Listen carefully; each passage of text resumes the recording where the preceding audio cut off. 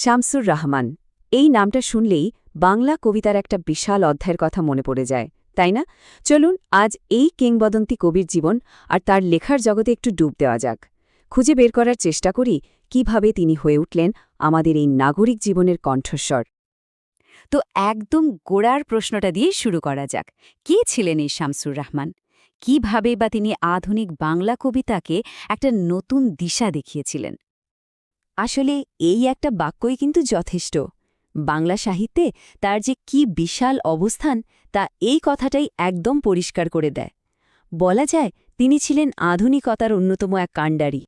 যে কোনো বড় মাপের মানুষকে বুঝতে হলে তার বেড়ে ওঠা, তার শিকড়কে জানাটা কিন্তু খুব জরুরি। তো চলুন আমরাও প্রথমে একটু ফিরে তাকাই শামসুর রাহমানের সেই ছোটবেলার দিনগুলোতে। ব্যাপারটা বেশ মজার, তাই না?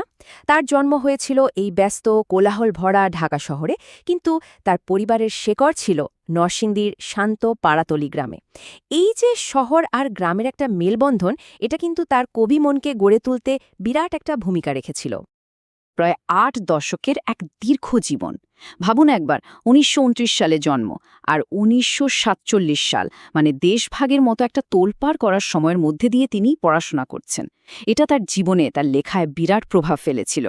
আর ২০০৬ সালে তার মৃত্যু দিয়ে যেন বাংলা সাহিত্যের একটা যুগের অবসান হয়।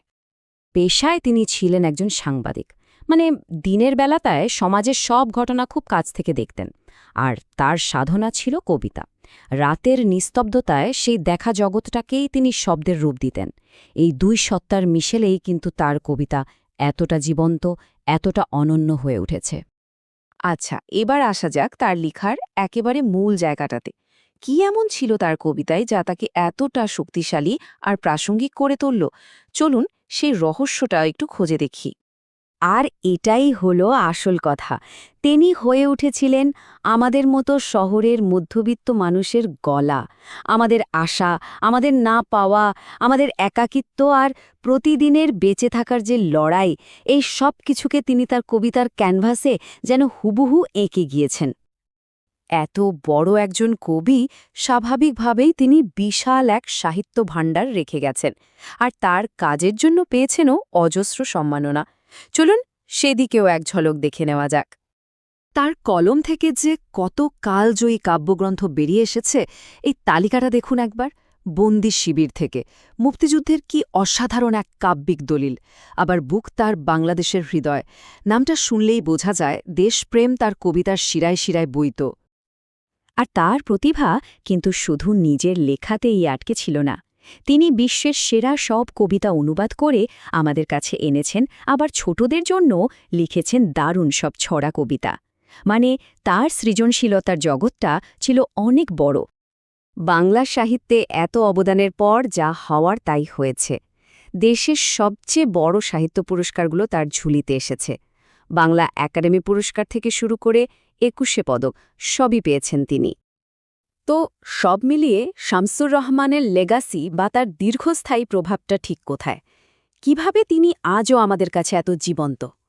শেষ কথা হল, একটা জাতির ভেতরের কথা, তার হৃদয়ের কথাকে কবিতায় তুলে আনার যে অসাধারণ ক্ষমতা তার ছিল, সেটাই তাকে বাংলা সাহিত্যে অমর করে রেখেছে।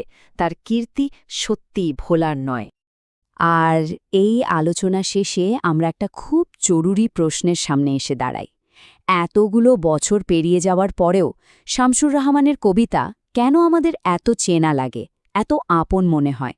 তিনি যে শহরের মানুষের আশা, হতাশা, একাকিত্ব আর লড়াইয়ের কথা লিখে গেছেন, সেই একই অনুভূতিগুলো কি আজও আমাদের ঘিরে ধরে না? একটু ভেবে দেখার মতো, তাই না?